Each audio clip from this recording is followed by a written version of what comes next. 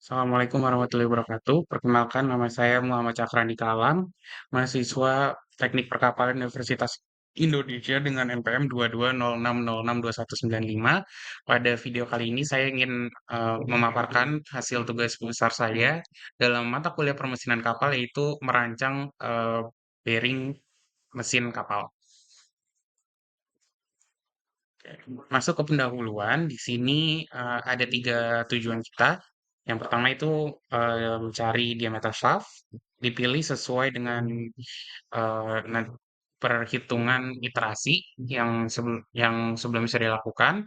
Kemudian diameter gear atau pinion nanti akan diketahui juga jumlah giginya. Lalu ada pemilihan bearing.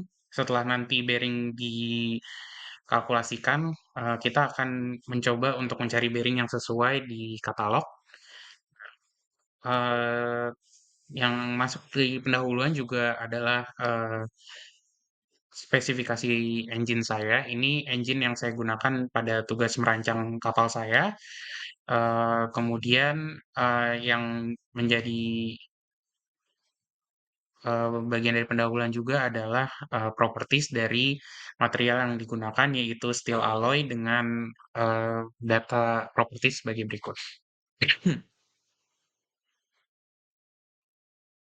Nah, ini untuk diameter shaft-nya ini, data yang saya tampilkan berikut ini sebenarnya sudah saya dapatkan dari proses iterasi pada tugas sebelumnya, sehingga berdasarkan perhitungan kemarin menggunakan Excel iterasi, menentukan diameter shaft, diketahui bahwa diameter luar kapal shaft itu sebesar 101 milimeter dan diameter dalamnya itu sebesar 70,7 milimeter. Masuk ke sesi berikutnya, yaitu untuk perhitungan diameter gear dan pinion. Itu saya melakukan beberapa asumsi seperti fraksi adendumnya itu sebesar satu, seperti beberapa contoh soal yang ada pada bahan ajaran. Kemudian untuk sudut tekanannya itu 22,5 derajat, dan juga asumsi saya gear yang dipakai ini merupakan spur gear. Selanjutnya adalah penentuan G-nya. Di sini untuk G-nya sendiri saya menggunakan perbandingan N eng dan N engine dan N propeller. N engine tadi sudah ada di spesifikasi mesin, itu sebesar 750, dan N propeller itu sebenarnya merupakan juga asumsi dari literasi yang saya baca untuk kapal 100 meter ke atas itu rata-ratanya sebesar 100 hingga 150.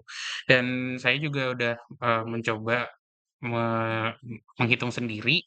Sebenarnya hasilnya itu 144,6, kemudian saya bulatkan menjadi 150 agar lebih mudah perhitungannya.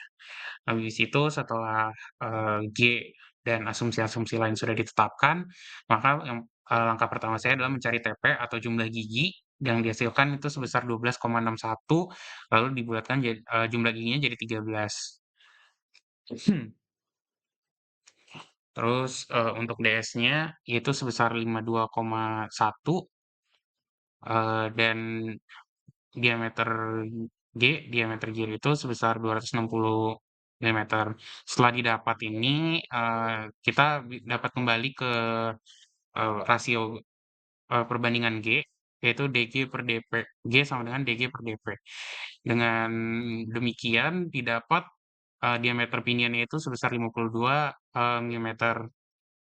Lalu untuk TG itu sebesar 6,5. Maaf, ralat maksud saya 5 kali 13 yaitu sebesar 65. Kemudian untuk mencari M itu DP dibagi TP dan hasilnya itu 4 milimeter. Selanjutnya adalah untuk mencari torsi pinion didapat sekian dengan rumus sekian. Lalu juga ada tangential load dan WN-nya didapat dengan hasil sekian.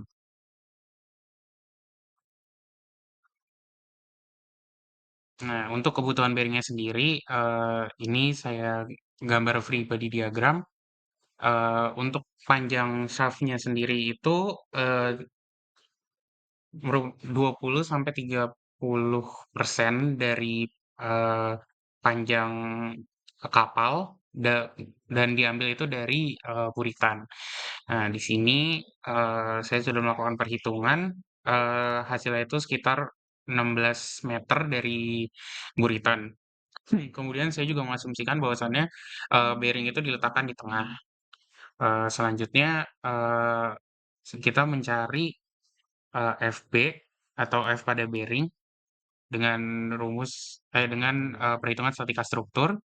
Yang pertama asumsi awalnya itu, sigma F sama dengan 0.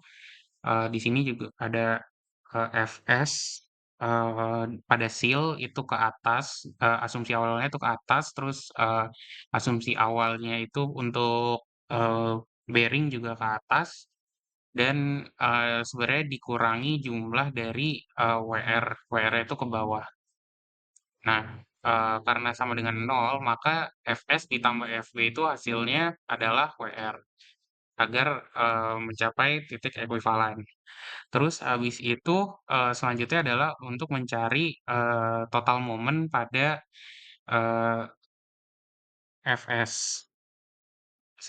Untuk mencari FB-nya itu kita, dicari dari momen Fs. Lalu, didapat FB-nya itu sebesar, 50.460 kilonewton. Lalu untuk Fs-nya sendiri, didapat minus dua ri 25.230. Dan di sini tanda minus ini menunjukkan bahwasannya asumsi awal saya salah sehingga harus, gaya Fs itu, ke bawah dan SFED-nya itu, bentuknya jadi seperti ini. Lalu dicari untuk Mmax-nya, pada bearing itu sebesar, 201.840 kilonewton meter.